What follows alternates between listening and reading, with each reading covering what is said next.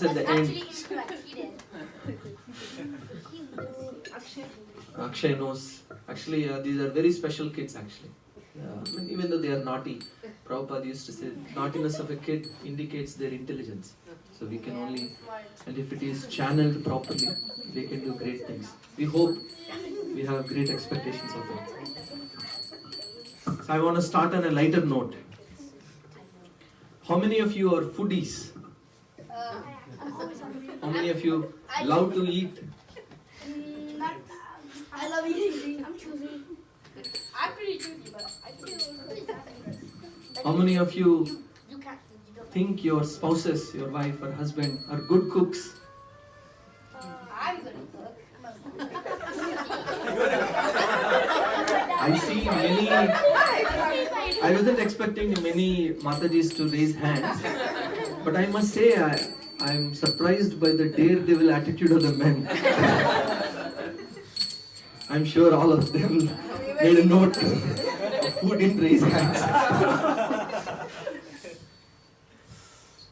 Once one lady told her husband, Harisino, today afternoon for lunch I am planning to make sambar. The husband said, first you make the item, we will do the name giving ceremony later. Because sometimes you don't know what you will get.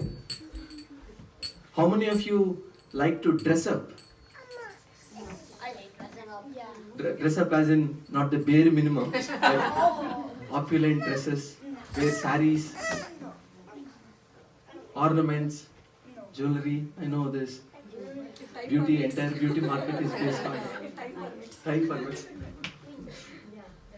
Another wife joke that comes to my mind. Once, one lady went to a beauty parlor and she came back and she asked her husband, hey, I just came back from the beauty parlor. How do I look? The husband looked at her with a shock. He said, was it closed?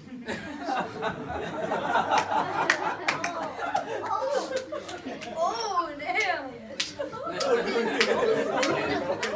Even kids are understanding. So whether it is food or whether it is nicely dressing up, whether it is buying a car, buying a house, what is that one thing that we all look for? Pleasure? Comfort? Happiness. Happiness? Happiness. Not exactly. Well, yes. Actually, that's true. Whatever we are trying and struggling and doing our best is effectively to look for happiness. But unfortunately, even though all of us want to be happy, again, this is just a quick refresher so new people can catch up with us. Even though we are trying our best to be happy, one thing you'll notice is, even though nobody wants to suffer, even though nobody wants any difficulties in their life, they automatically come. So, according to Shastra, there are 4 things that are blocking us from accessing eternal happiness. So, in our first session, we discussed this. We first defined what is a problem. A problem is something that is common to all. Everybody should accept this as a problem. Like, for example, we have too many rains in the last 10 days or so. We may be complaining, but the farmers are happy. The umbrella sellers, they are happy. The U.S. happy. Sorry, California is happy. We're in a drought. Yes, California government is happy. But, so, a problem is something that is common to all. Everybody should think this is the problem. Nobody should be able to, nobody wants to face it. Nobody wants that problem. And the third condition is, nobody can avoid it. These are the 3 criteria. And these three criteria are met by these 4. The first one, again, don't be scared or shattered about these sessions. As we get along, we will explain more. The first one is, thank you. Death. Can you guess what are the other three?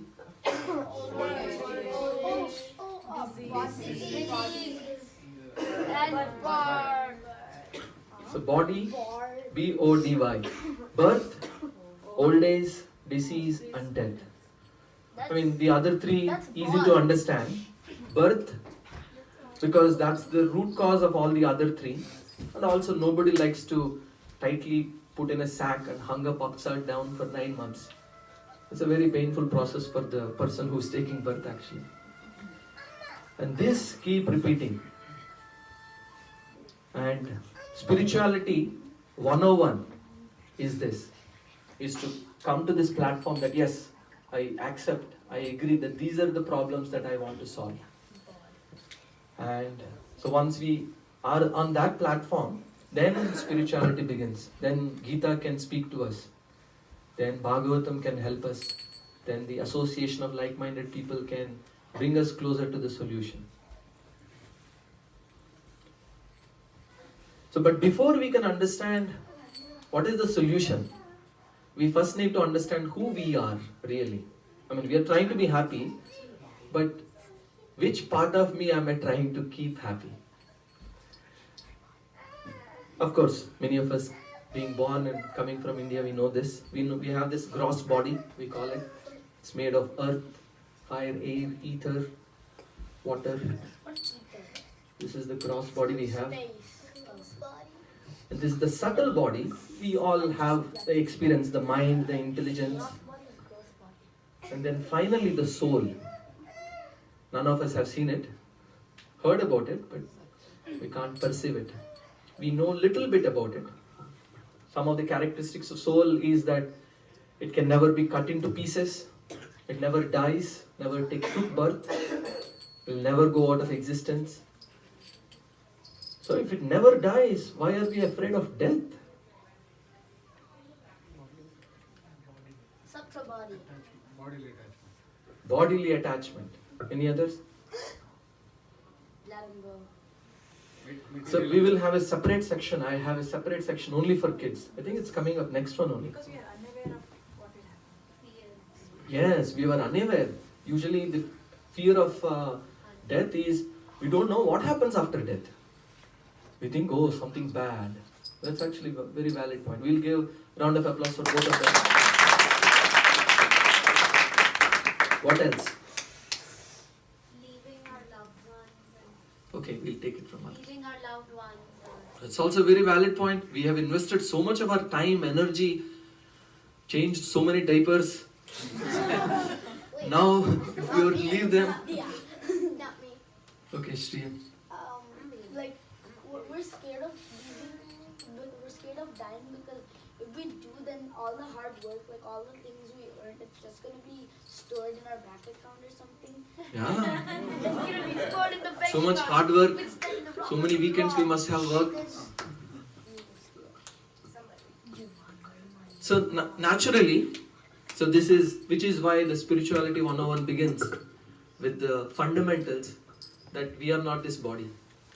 That doesn't mean, of course, we don't care for the body, we don't maintain the body, we do, but we understand in the grand scheme of things, if I were to zoom out, million years of lifetime, for example, if we were to look at a million-year lifetime, this 100 years is nothing but a simple dot.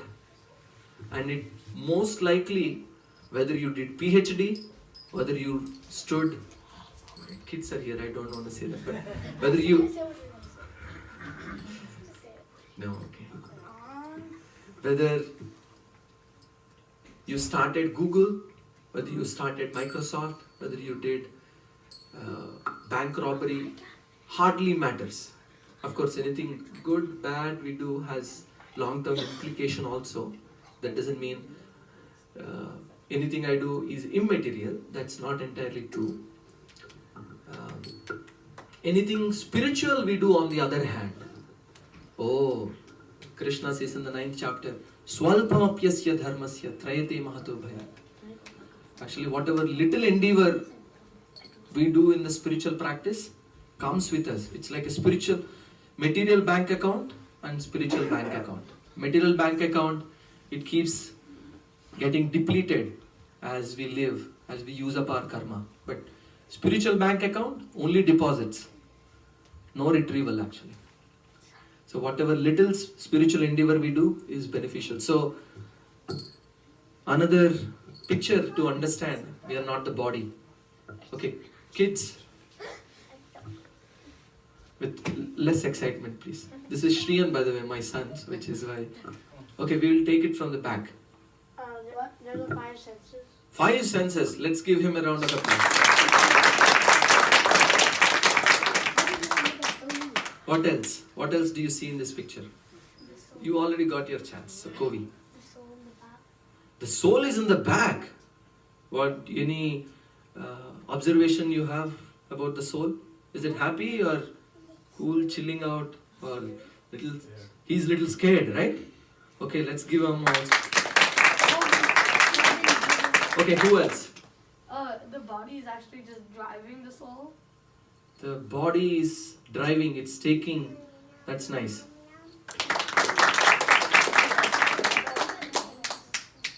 I thought the body was the chariot. The entire chariot is the body. Very nice observation. Thank you. I thought that person driving the chariot was the brain. The 5 verses were like our eyes, nose, ears, mouth, and touch.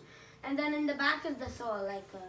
Very nice. The person who is driving is actually the intelligence. And the ropes that we see is the mind. So through that medium, we are able to communicate with the senses. Very nice. Any other takers, kids? Only. All right. So what this picture shows is, if the senses are controlled and intelligence is very strong, what happens is the chariot will go to the place where the Atma or the passenger wants to go. Let's say you call an Uber and you say, hey, please take me to San Francisco airport. I have only 2 hours to catch the flight. The driver is taking whatever direction he wants.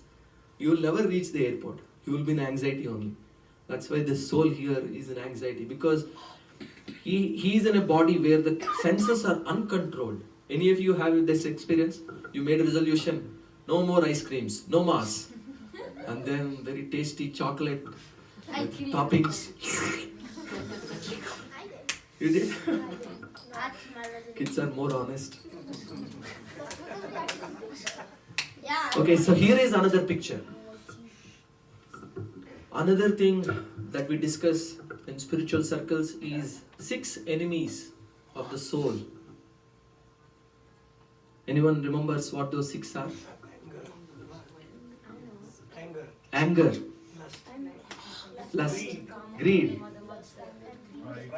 pride, envy, and illusion. Those are the 6 enemies that all of us, almost all of us have, to a large extent, small extent. If we are living in this world, you can take it from me that for sure we have these 6 enemies lurking, sometimes hidden, sometimes it's difficult to face them, but that's the unfortunate reality. We can't solve a problem that we don't see. So, and what is the goal of our life? We'll take from this section. Has been very silent.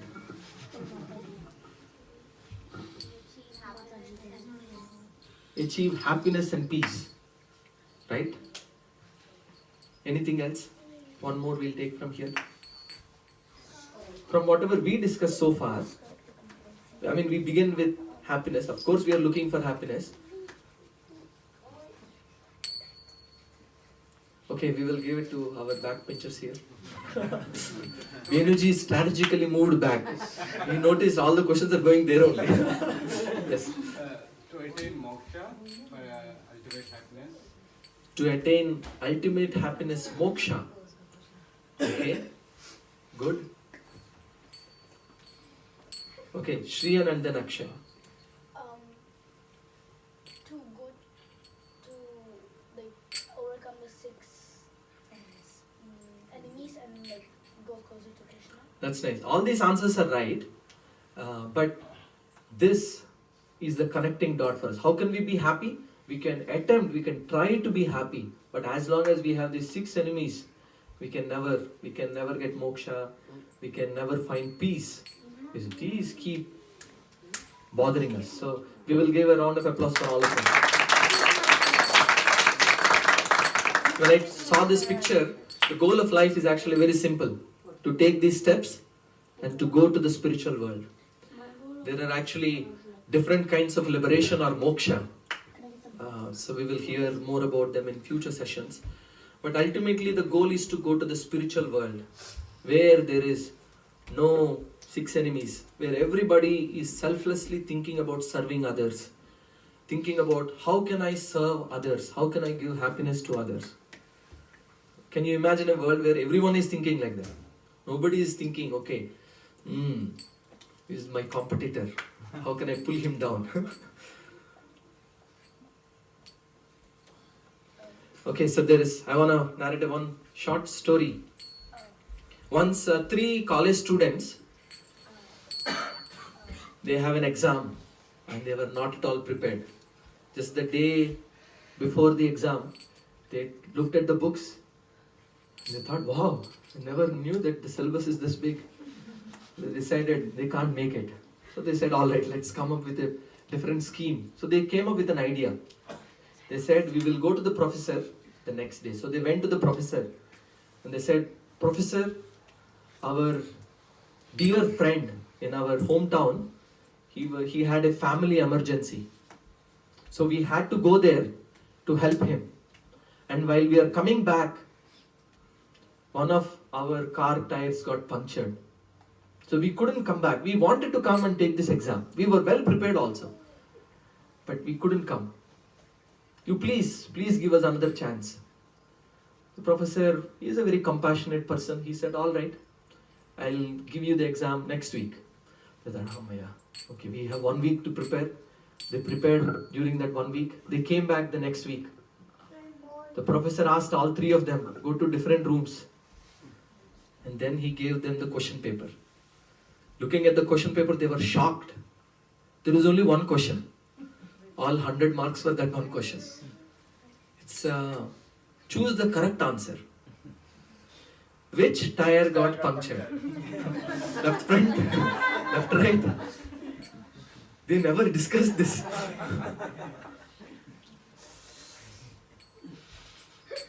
So similarly, all of us actually have a car, this body. The 4 tires actually they represent our physical well-being, our financial well-being, our emotional well-being, and our social well-being. And usually, as long as these 4 are going well, lage raho munna bhai, life is cool, so we go on. As soon as there is a puncture to one of the tires, health issues, then immediately God, oh God, please help me. Any issues in the relation, in family, emotionally we are disturbed, then we immediately go to God. The spare tire that is in the back of our car, covered, we usually don't remember. That spare tire is spiritual. Unfortunately for most of us. For a modern day man, the spare tire is the spiritual or God. So that's when we take it out. But it is mentioned, spirituality wasn't supposed to be a spare tire that comes in handy when we are in difficult situations, or when our near and dear ones leaves this planet, or we become unhealthy, sick, or in difficult situation, financial troubles. But spirituality is supposed to be like the steering wheel, guiding us at every step. What am I supposed to do now? Should I take left or right? I'll always tell, however difficult it may be, please always take right. And then we discussed the easiest, most fun way to traverse this path of spiritual life is A, B, C, D, E. Can anyone, some of you shout out? Okay, we'll give kids. Alright, what is A stand for? Okay, all of you together. Association. B stands for? So books. Books as in Bhagavad Gita, Srimad Bhagavatam, spiritual books. Association as in like-minded spiritual association. As many times as possible. As much time as possible. At least for most of us, the tire is in the trunk covered. So if you can at least once a week, whenever possible. Yeah, even if once a week feels difficult, no problem. Once a month is still better. Okay, A for association, B for books, C for chanting. In Kali Yuga, the best form of spiritual practice is actually chanting, and we will probably discuss a lot more about how chanting is the most authorized and easiest, supremely fun activity that purifies the heart from inside out. People who have been chanting can experience this, and over a very short period of time, within few years, I mean, this 100 years is nothing in front of the eternity that the living entity lives. But within even maybe 5-10 years, you will be able to see so many changes in your life that you never even imagined were possible. And D stands for? Diet. We take sattvic food. We are what we eat. Vegetarian, sattvic, wholesome food. And E is for? E is something that we started talking recently. E is engaging in service. Selfless, devotional service. Of course, service to anyone is good, but service specifically for spiritual cause. Okay, so with that is the introduction. So we spent about 15 minutes. So we will spend another few more minutes on our main topic for the day. Ascending from fear to love. I hope you see 4 steps here. One Mataji is here crying and fearfully praying to the Lord. So it is mentioned, fear is the beginning of religion and love is the end of religion. So this, whatever you're going to hear over the next 25-30 minutes, may feel little like criticizing. It's not my intention to do that, but truth be spoken, and I'll try to, it's like injection. I'm not going to say it's not going to be hurtful, it will hurt, but I'll try my best to do it in as loving and as compassionate fashion as possible. Because this is something that we have been told from our childhood. So it's very essential to clear this out. This is necessary. And what you will realize is you will find a new dimension of bhakti if you haven't already experienced that. So we're going to talk about 4 levels. Why anyone, any living, any human being does any activity for that matter.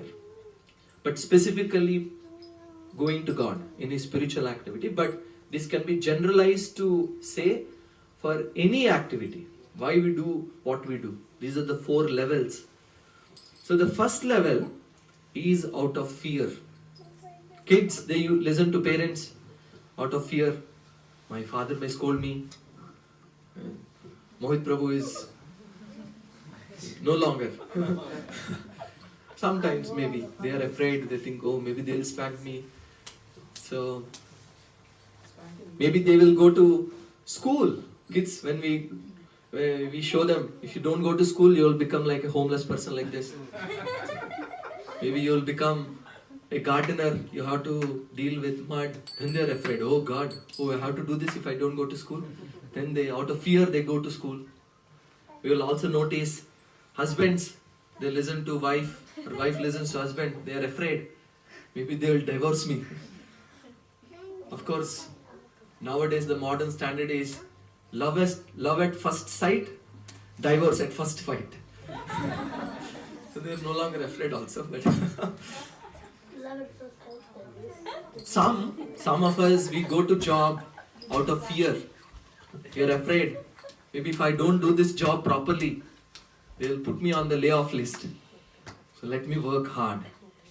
Not everyone, but this is again, some of us, maybe in certain aspects, we may do it out of fear. Similarly, unfortunately, even from our childhood, if you are fortunate souls, one of those, but I remember from my childhood, when I asked my mom, why should I fast on Ganesh Chaturthi? My mom used to say, no questions. If you don't do, God will become angry at you. And you will go to hell and many bad things will happen to you. You're thinking, oh God is supposed to be all loving. So somehow, unfortunately, that's the image we have. Sometimes we even take a vow and we forget. And then you're constantly worried, oh God, if I don't do this, something bad may happen in my life. Let me do it. So this type of worship is out of fear. We see this in Christianity also. There is this doomsday, punishment day, what is that called? Judgment day, where you will be judged for all the sins you did. In the Mohammedan traditions also they have, if you don't do namaz, you will be punished. If you don't do this, you will be punished. Even in Hinduism also, we have a description of 28 types of hell. Garuda Purana, very detailed explanation. If you do this, they'll fry you in oil like puris.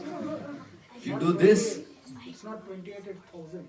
28,000 it seems. It's thousands. Thousands. Actually, yeah, so categories, and within them they have variety. Just like in planet Earth we have so many sweets and enjoyments. Naturally we should expect God is very creative even when it comes to punishment also. So many, I once remember I was washing pots in ISKCON kitchen.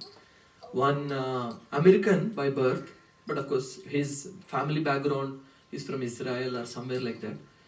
So I asked him, fascinated, non-Indian, hey, how do you know about ISKCON? Why did you come? He said, from my childhood, my parents told me, if you don't do this, God will punish you. If you don't come to whatever their spiritual activity, God will punish you. That's all I kept hearing. But when I first started reading Bhagavad Gita, I saw a different dimension of God. So that's why I'm coming, he said. I thought, wow, nice realization, I thought.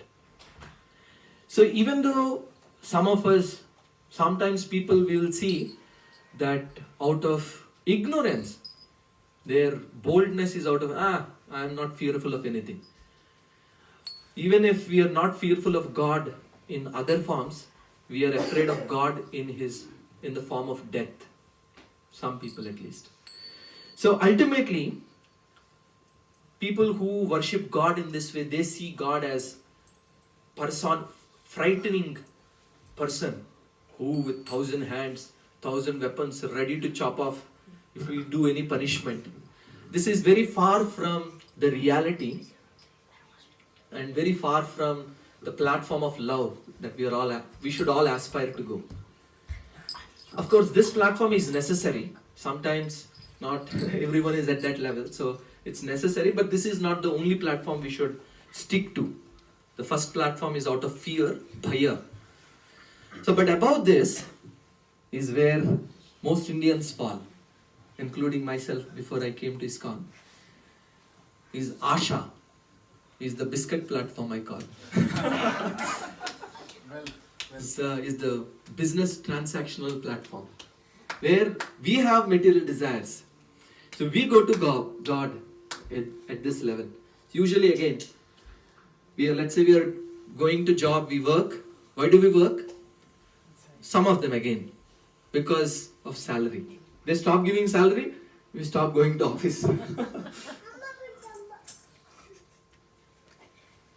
Some of us, we maintain relationships on this platform. The transaction is purely at the level of desire. You fulfill my desires, I fulfill your desires. You cook for me, I do this for you. wife and husband relationships are also, some of us unfortunately, I know many people take care of their elderly parents on this platform. They still have that house that, they have I think almost 2 crore. If I start taking care now, it will cost me about 1 crore. Okay, good return on investment. Unfortunately, this is the truth also. I mean, I've seen many people in I'm sure all of you have seen also. So this is on the platform of desire. Asha, what is in it for me? That's the thought process many people have. I was recently hearing there is one song, Jaya Jagadish Hare, Swami Jaya Jagadish Hare. So that song has this line, Sukha Sampati Garave, Sukha Sampati Garave, something like that. Thank you. I remember when I used to go to Baba temple, they would play this song. Of course, many of us, it's a very beautiful song, very sattvic song. But I was just trying to pick up this specific line that is very attractive for people on this platform. It's like, wow, Sukha Sampad Karave. So, of course, this platform is better than atheistic lifestyle where no rules, no regulations. At least these people, they accept there is someone superior. Okay, I can go to God, I have these desires, I will ask Him. Not bad, certainly not bad, but we can certainly go higher. So many of us on this platform, we consider God as the ATM machine. I go submit my desires, God gives Lakshmi for us. Sometimes kids are also like that. Shriyan recently, he lost a library book. He came, he said, Dad, they asked $10. So I gave him $10. He took it, put it in his pocket and left. Sometimes it so happens that kids, right before the session, Shriyan came to me and he said, should I wear anything else on top of my t-shirt? His mother already told him to wear. So they know whom should I go for what. If I need food, mother is the best person. If I need this, father is the best person. So similarly, people in spiritual circles also, they know, these desires, Hanumanji fulfills nicely. This, if I do this, I will get this faster. So for them, God is not so important. Again, please don't mistake this for me for criticizing. But the goal is the desire being fulfilled. That's the goal. Wherever that gets fulfilled, sometimes people are like, Arey, I went to this temple, I prayed for so hard and so long. Not working. Change of temple.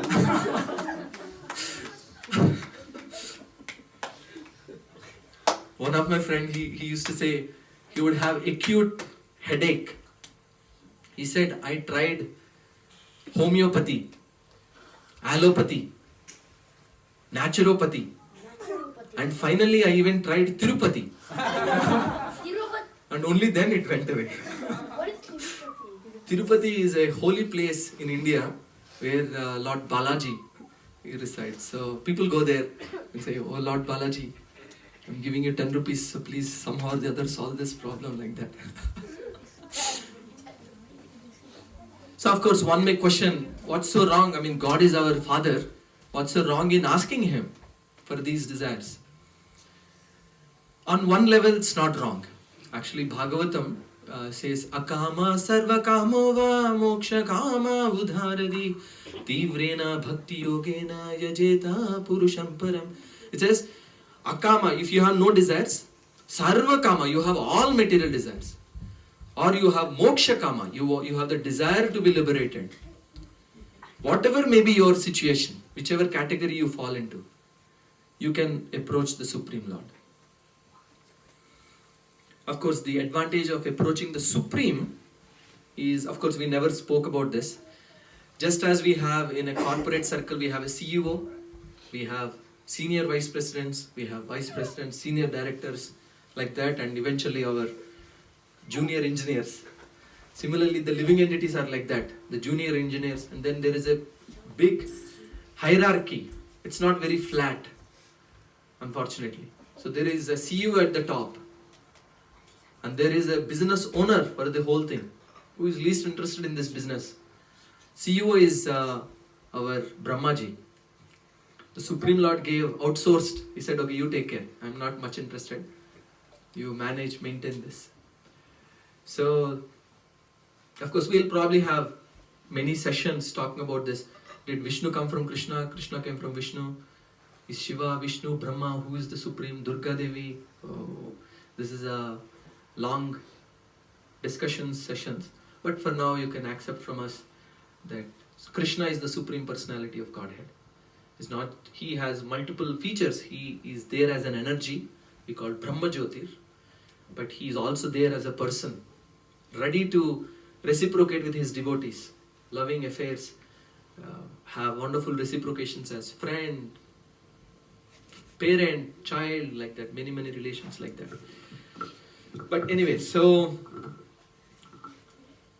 from this platform, we want to get to the third one. What are the two things we discussed so far? Fear, bhaya. Out of fear we worship God. What is the second? Asha. Out of desire we worship God.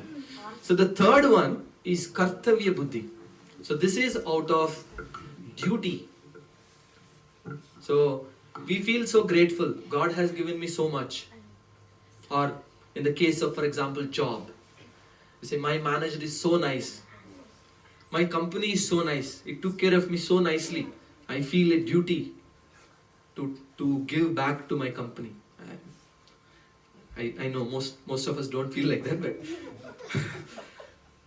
sometimes with relationships this happens very much. We are so grateful to our spouses for taking care of our family, cooking, and taking care of our health, emotional, physical, so many other things that we feel we have a gratitude in our heart. We feel bound by that gratitude. Somehow we want to, we have that response. We also feel, I took a vow during my marriage ceremony that I will protect her, take her in the right spiritual direction.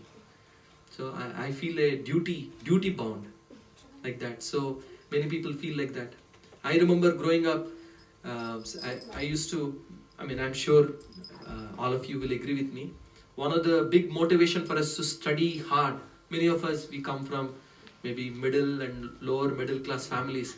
But as we were studying hard, one thing that was in the front of our mind, of course, get good ranks, and I don't think any of us were thinking of coming to America or maybe software engineer and any jobs like that. But one thing that was at the front of our mind is, my parents are working so hard, so I want to at least do my part as an expression of gratitude to them.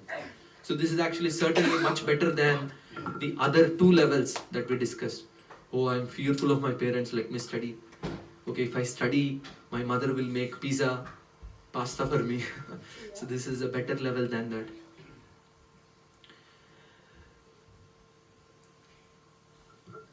Even some people feel this gratitude to God, which is why we go to temple to express this gratitude. We do some service. Actually, at this level, there is not much service. The grateful feeling is there, but there is not much action per se. But I was just hearing this day before yesterday. A mother is sleeping and the baby is in the next to her. The baby is crying for milk. The mother wakes up and she says, I love you, beta. And then she goes back to sleep. So that gratitude is good, the feeling is good. So children also, I'm waiting for the day where Shriyan will say, thank you for giving me the $10. I already did. You did? Okay.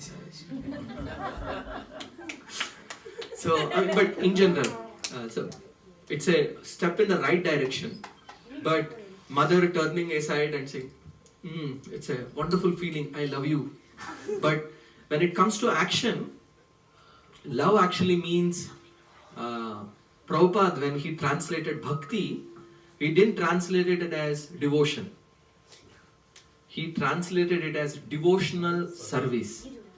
And he actually qualifies it. Devotion is an active verb, he says. It's not just some feeling. I will sit in Vrindavan or Himalayas and just practice. I mean, of course, we should have some time dedicated only for cultivating those feelings. But those feelings alone will not purify us, will not alone please the Supreme Lord. So we need some action. And of course, again coming back to the example of job. Some people say, I love my job. Some for sure. Some, even if the company doesn't pay me, I'm willing to work. Again, I'm talking about the rare exceptions here. But I know many people who are like that. Most CEOs are like that. I think all these crazy people, even if you say, I will not pay you a penny, they say, no problem. I want to still work because I love the work I am doing. So this is certainly a much higher level. If you think about mothers, actually one of the best examples of this, they change so many diapers, sleepless nights, so much food, so much service they do, raising children. Not that fathers don't. I think modern day setting even fathers do that. But we cannot compete with mothers on this platform at least. So what's that? That's me. That's what you said, no? You'll understand when you become a father.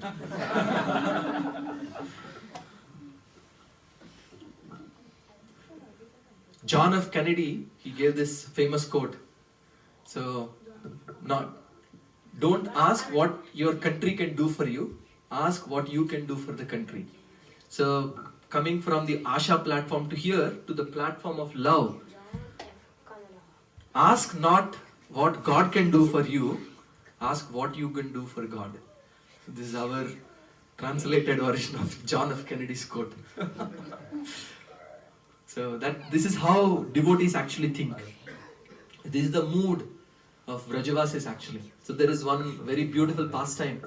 Once Supreme Lord Krishna, he wanted to prove the greatness of Vrajavasis. So transcendentally, he started having headache. And he was suffering so much, he was twisting, turning like this, and Narada Muni came. He actually had a question. He wanted to know who is his best devotee. He thought, I am the one who is chanting Narayan all the time. Naturally, I am his best devotee. But anyway, good to get a confirmation from the Lord itself.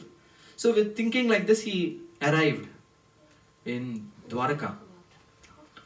And as he arrived, everybody is running around. So many doctors are coming.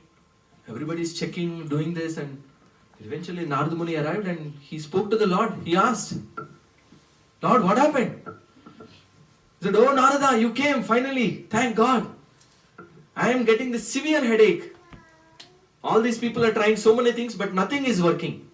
Only you can help me. Narada said, what can I do?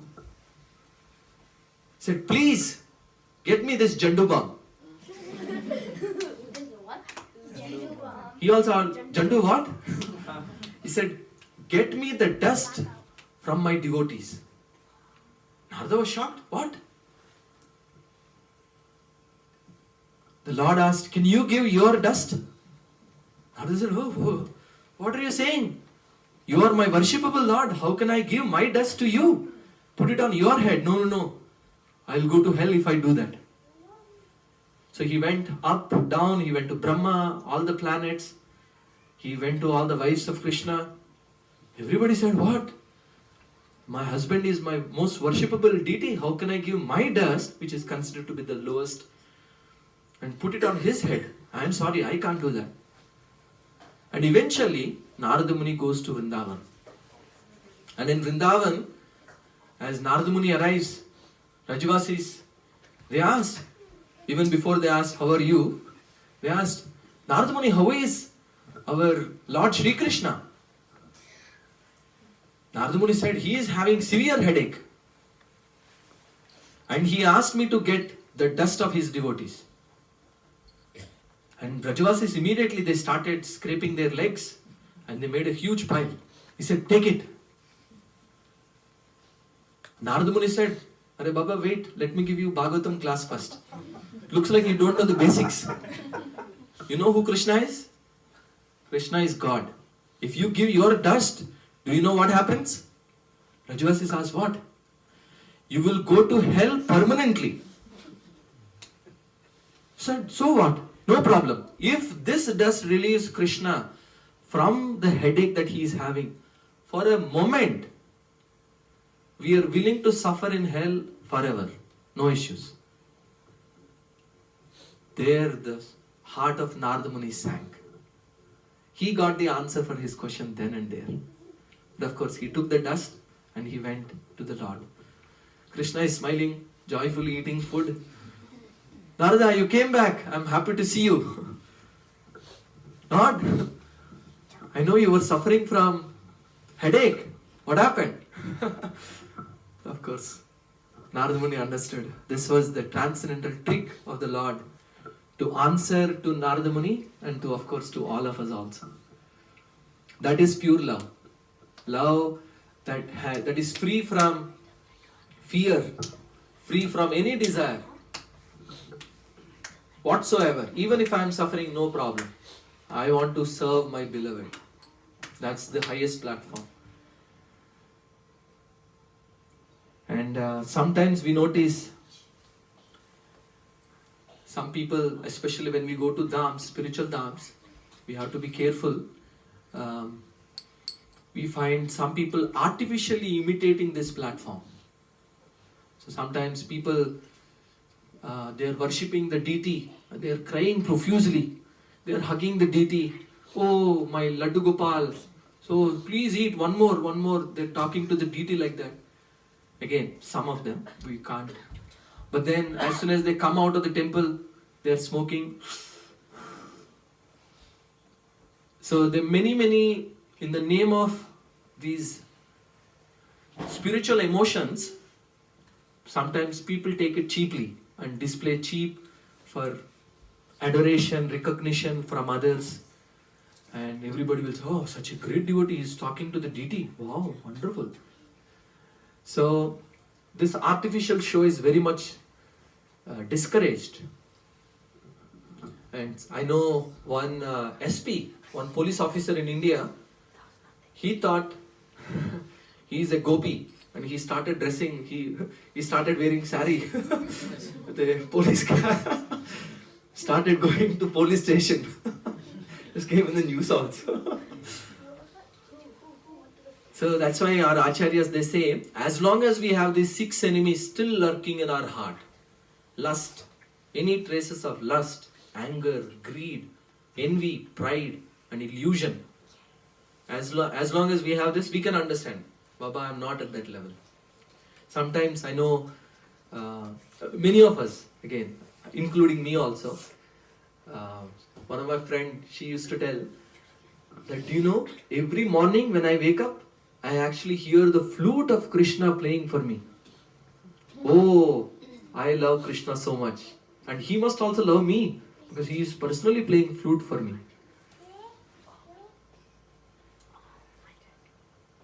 Of course, God is so merciful, He can certainly do that, even to most unqualified people. So, from that exercise, we shouldn't think I am great. We should think how great God is, despite my shortcomings, despite what qualification do I have. But still God is coming. We should think like that. But of course, in most cases like that, there is some external, somebody maybe every day at 6:30 they are practicing flute next door. Of course, it's good to have these sentiments. The sentiments are not bad. But again, all we are trying to caution is these are very high platforms that are attained after many lifetimes of practice, many lifetimes of gaining sense control, basic sense control. We see a gulab jamun going in our front of our eyes, everybody is looking this. Ah, okay. So many of us have a long way to go. So once Hanumanji, they came back from Lanka. All their fighting was done. Lord Ram was coronated as the king. And of course, as usual, he is doing all the services related to Lord Ram. So Lakshmanji, Shatrugn, Bharat, all of them went to Mother Sita and they complained. Mother, we get no chance to serve Lord Ram. Hanumanji is doing all the services. Please help.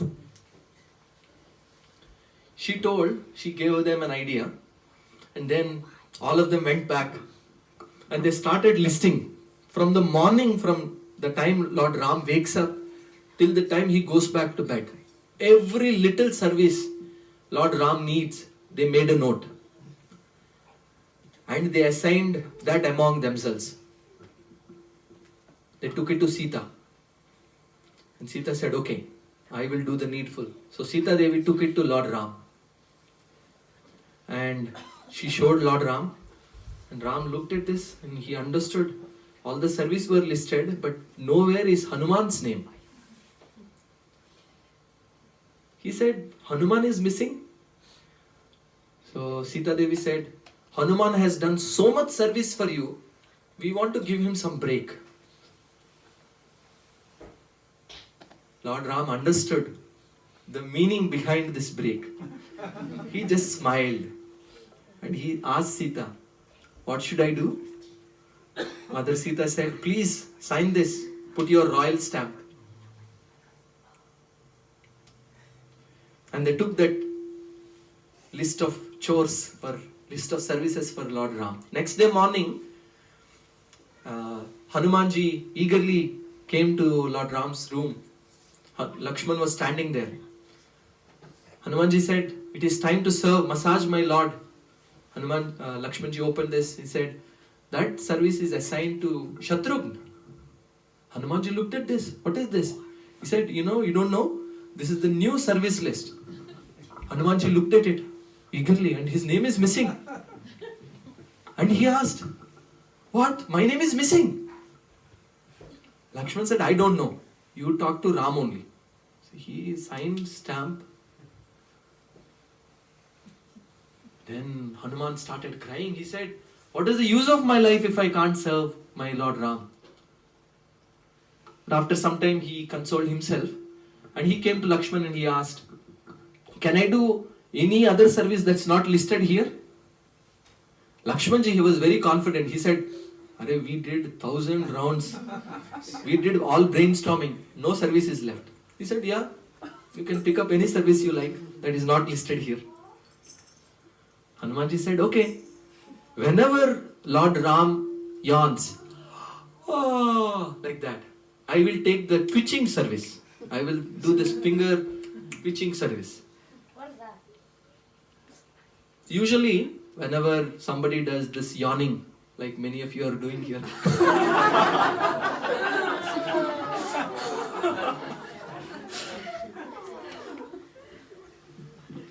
so it is mentioned doing like this, it drives away all the evil forces that might be coming our way. Lakshman, Sita Devi, they said, okay, what harm, no problem, you take this service. Only later they realized how dangerous that was. Because nobody knows when someone will yawn. So Hanumanji was always sitting next to Ram only. When he was sitting on the throne, right next to him he was sitting. Even when Hanumanji was taking prasadam, he started taking with his left hand. Because he wanted to keep his right hand ready. That is his priority. Service is his priority. He was thinking, whenever Lord Ram yawns, I have to keep my hand ready. When Lord Ram was sitting on the throne, he was looking at poor Hanuman and he was thinking, I should also allow him. So artificially Lord Ram would yawn. And then Hanuman would come and do this. And Hanuman is completely satisfied. I am able to do some service for Lord Ram. And then eventually night came and Lord Ram entered his bedroom. Hanumanji is following him. Mother Sita, he said, Hanuman, it's time for the Lord to take rest. Yes, mother, which is why I am coming. Night time is where most people yawn most. So Ram needs my service the most now. Sita Devi looked at Ram. Ram understood. He told Hanuman, enough service for today. You please go to your room and take rest. Hanuman was determined. He said, no. What is this? How can I ignore my service? So he was standing in the balcony and he was chanting Ram's name and he was twitching, he was practicing. And after some time, everybody started running here and there. And Lord Ram, he started yawning uncontrollably. And they got the doctors, what's the doctor name? The minister, Sushena. So Sushena came and he understood the situation. And he immediately said, where is Hanuman? Hanuman was in the next balcony only. Rama, Rama, Rama, Rama. And then Ram is doing like that. As soon as they brought Hanuman and Hanuman did like this, then Ram was able to come back to normal. So what the pastime is trying to tell us is many things. One is, it's not Ram's yarn and Hanuman's twitch, but it is actually Hanuman's twitch that made Ram yarn. Actually, the Supreme Lord is so merciful and he is so much looking forward to this loving reciprocation with his devotees that he is willing to become his subservient. This is one such example. Another lesson is, we see in India especially, you're driving, the signals, they come and knock on the window. They wipe the window and knock. You open the window, they say, what do they ask for? Money.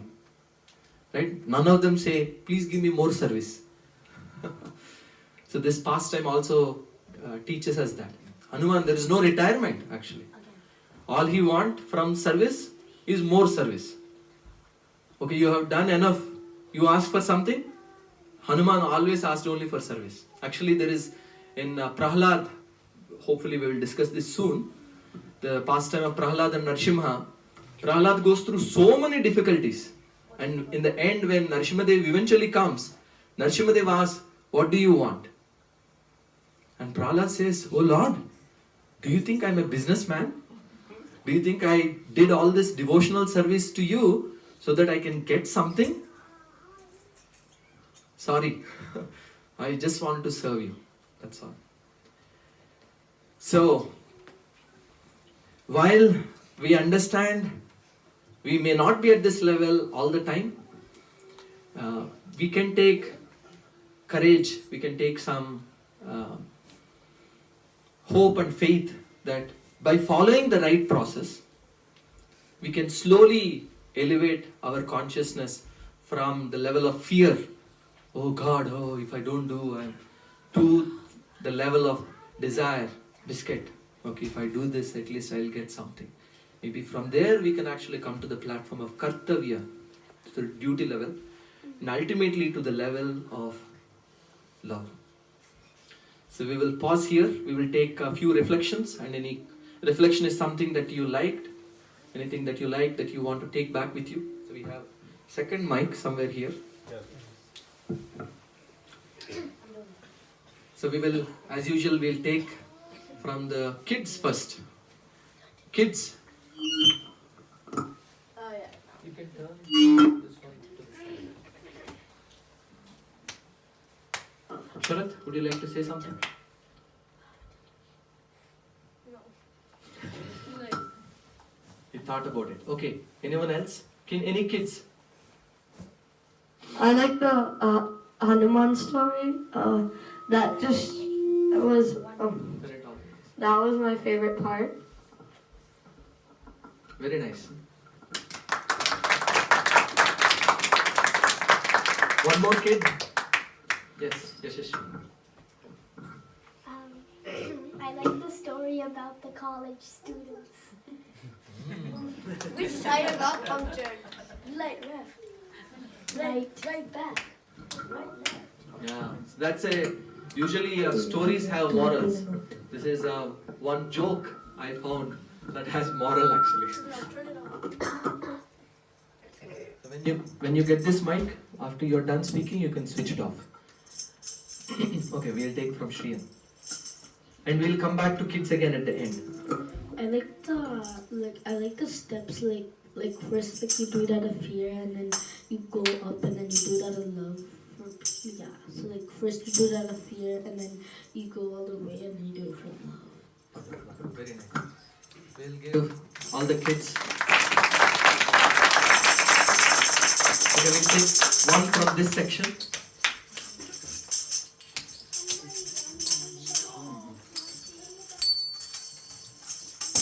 By the way, I forgot to mention, you get extra sweet if you share. Sweet? Okay. Yeah. I want extra free. Yeah, I like the concept of reaching from fear to love. So there are 24 types of people. Basically, some who worship the God. So some out of fear, some out of desire, that is wealth, and some out of duty-mindedness, and some out of selfless love, and for attaining knowledge. So these are the 4 types of people. But ultimately, the selfless devotional service is the ultimate thing, which we should all follow to attain the mercy of God. Thank you. One from the back.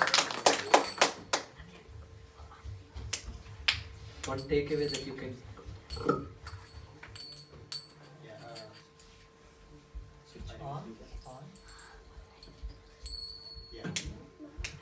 So one takeaway I had was, although there are 4 steps, right, from fear all the way through love, I'm assuming that if you take an example of that stairs there, the gap between each of the stairs probably is different, meaning fear and desire, I think are probably smaller steps, but from there getting onto a duty and then getting onto a love, there are much deeper steps to attain. I think that's what I see. Very nice. Observation and fortunately though for us, those even though they are actually much steeper steps, those steps are also laid out for us. And the process of bhakti, one of the first thing is knowledge is to know, okay, where am I supposed to go, how am I supposed to go, and as I am walking this path, what difficulties will I face, what allurements will pull me aside, and what are some of the tips that I should follow for faster results, like that. So all of this are there, and of course that's what we have been trying to do for in these sessions here. I'm sure all of you, if you go back and refer to your notes, you'll realize and appreciate them. Thank you, Srimati.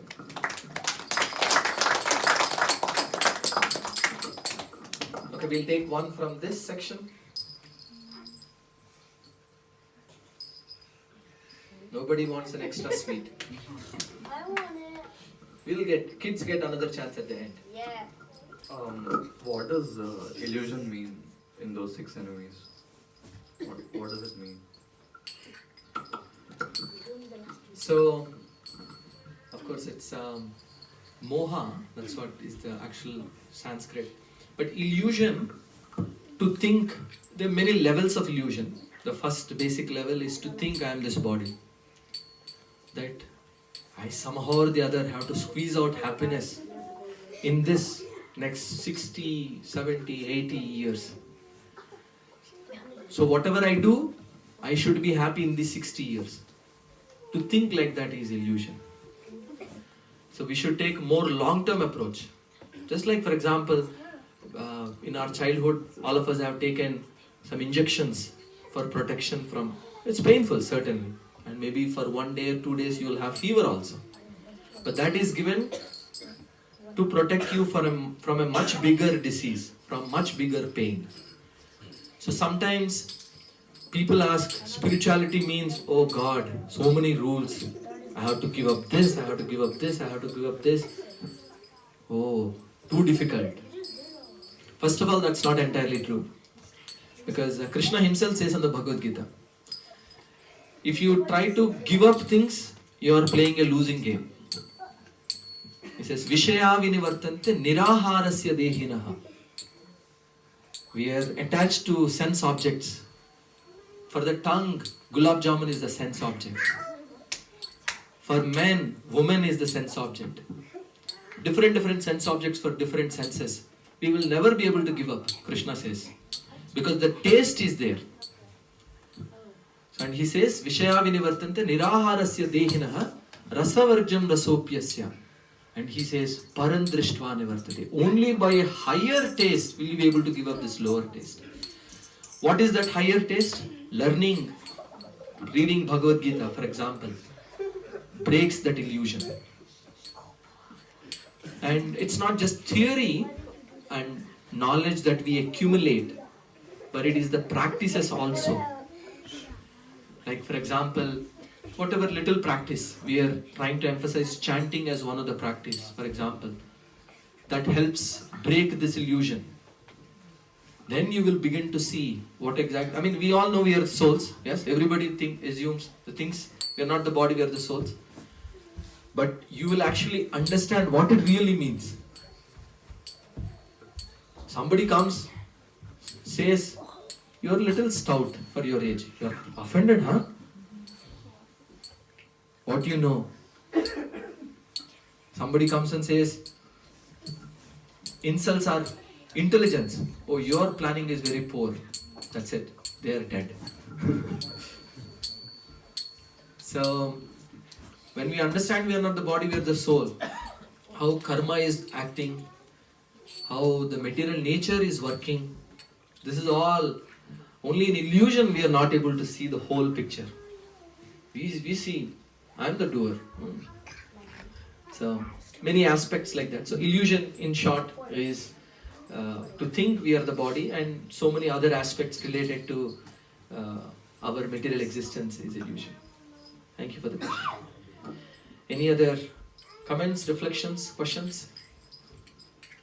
We'll take one from this section. Kids at the end. I'll shift to this section. You have to pick me.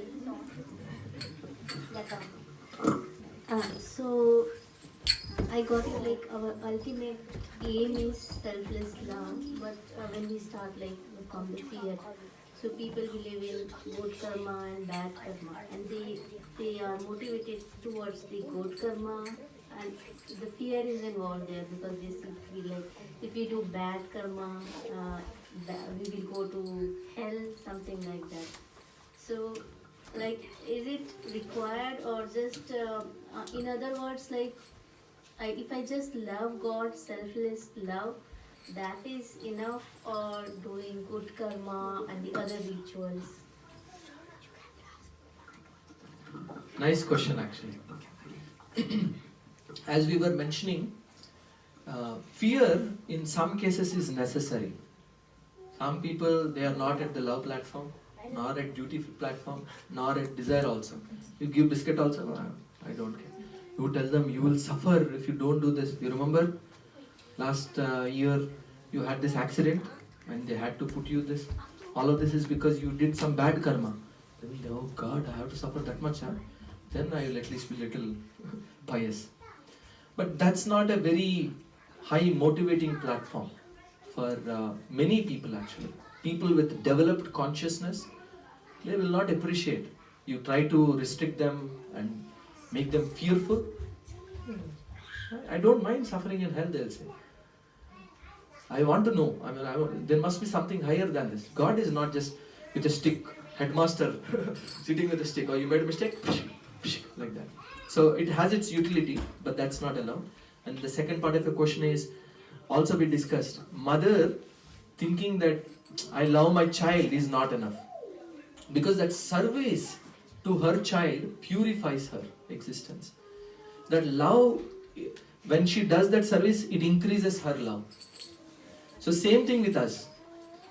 So we can know, actually, Sada Harinam. If we are able to come to the platform where we are able to always remember God, then we are at that spiritual platform. But most of us, we are not at that platform. So which is why it is recommended we have regulated practice. Just like, for example, we eat this much quantity, we sleep this much quantity, we work 6-8 hours, whatever, we play, we watch a movie once a month or whatever. So similarly, spiritual practices, they are recommended you do this much regulated. Because if we solely depend on our emotion, which is, we discussed this about mind. Remember, mind is like a monkey. Today it may say, yes, Bhagavad Gita session, Bhagavad Gita. Tomorrow it will say, Bhagavad Gita session, oh God. So if we solely depend only on emotion, we will be cheated by our mind. I remember one sadhu, he was narrating this. He went to some village. He said, you ISKCON people, you are spoiling. We always chant Ram's name. He said, Acha, you please take this counter. Through the entire week, whenever you are chanting, just press this button. It will just keep on incrementing. At the end of the week, next time you come for the program, you bring it. So he did like that through the entire week. Whenever he was chanting, he was counting. At the end of the week, right before coming for the program, he looked at the counter. It said 106. 106 times he chanted the names of Ram. He came to this person and he said, I thought I was chanting Ram's name always. But it's a surprising shock to me that I chanted only 106 times through the entire week. So what you're saying is actually right. So then he began to have regulated practice. Okay, every day I will chant this many mantras. So having that regulated practice actually helps, so that our mind will not cheat us. So that's the essence. Thank you. Any other reflections, comments, questions? So even like all the traditions and rituals. Mic is coming to you. Oh, that's okay. We can hear you, but maybe. So what you mentioned is like aligns with, right? Like all the traditions, rituals, and whatever we follow during the course of our life, right? So they were designed so that it regulates our spiritual life and moves towards us, towards that step we are basically looking for, right? That's right. I think that's the other part of the question that you asked. Thank you for clarifying. So it's actually mentioned, I tell this joke to everyone. Whenever I distribute Bhagavad Gita, I tell. When I first started reading Bhagavad Gita, Shyamukumari, she asked me, you started reading Bhagavad Gita, will you renounce us and go to forest or what? I just started reading them. So in my naivety, I told her, yeah, maybe I might. So one of the ways Maya Devi works in spirituality is artificial renunciation. So all the duties that we are doing, they are painful, they are purifying actually. Taking care of the kids, not easy. But in the name of spirituality, sometimes we want to give up some of those responsibilities. So it is recommended we don't do that. Unless we catch hold of something better, we better continue practicing whatever we are doing now. But that doesn't mean we remain wherever we are.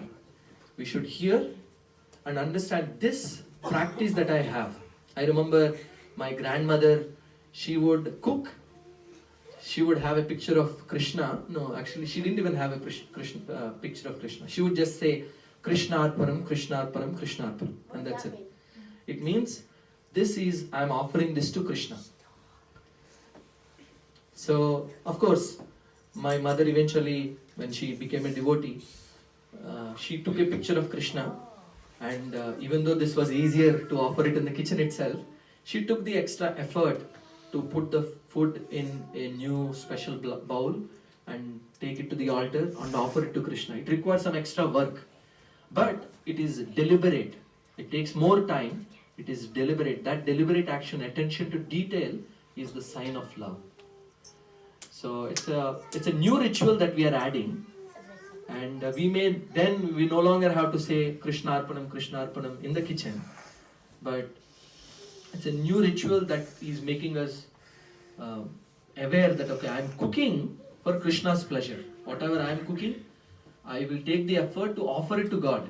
Before I try to eat and enjoy, I'll first allow that opportunity for Krishna to enjoy first, like that. So, and it's highly recommended that we take good guidance of people who have been practicing for some time, ask one-on-one questions. That way we can, because sometimes it's, as I said, it's easy to misunderstand and develop this artificial renunciation, which will only do harm for us. So better we take good guidance as we go along. Alright, thank you. So it's 7:30. We will do maybe 10 minutes chanting. Is that okay? Can we go eat? Wait, kids. Go eat. Kids, no kids. Kids, we are banking on you. Kids reflections at the end. Actually, I will ask for reflections from chanting. How about that? But don't be double. Actually, chanting is the most fun activity if it is done nicely. We will switch off the light, but before you do that, chanting, I just wanted to give a very quick introduction to chanting.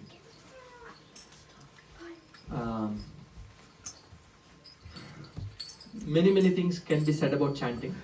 So we usually chant in bead bags like this.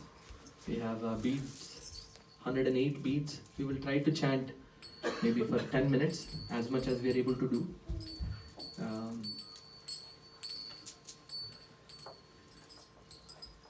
The goal of chanting is again multiple goals. One is mantra, man stands for the mind. Tra means something that trayate, something that delivers the soul from the wickedness and the fickleness of the mind. Sometimes the mind acts as our friend, many times it acts as our enemy actually. So chanting actually helps us gain a better control over mind. We will be able to say no, and that no means no. So for us to be able to do that, we need a very strong intelligence and very strong spiritual practice. So this chanting really helps do that. So for over the next 10 minutes, please forget whatever responsibilities you may have on your shoulders, whatever difficulties there may be in your health, in your life, in your family, in your job. It is mentioned, all the happiness that we are all looking for is inside us. The Paramatma sitting in our heart is ready to help us, only if we are ready to accept His help.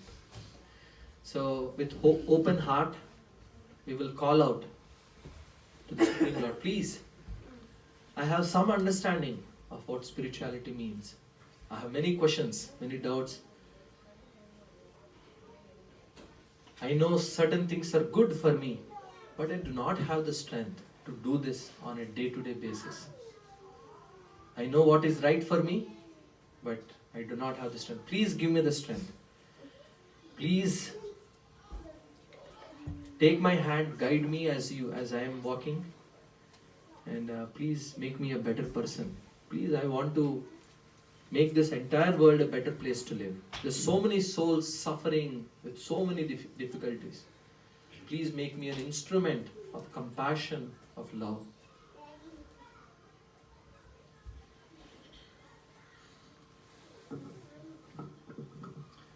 So with a very deep, prayerful heart, we can chant. So if you don't have beads, that's all right. We will not cheat you. We will still stop after 10 minutes. I will request that we switch off this light and this light also.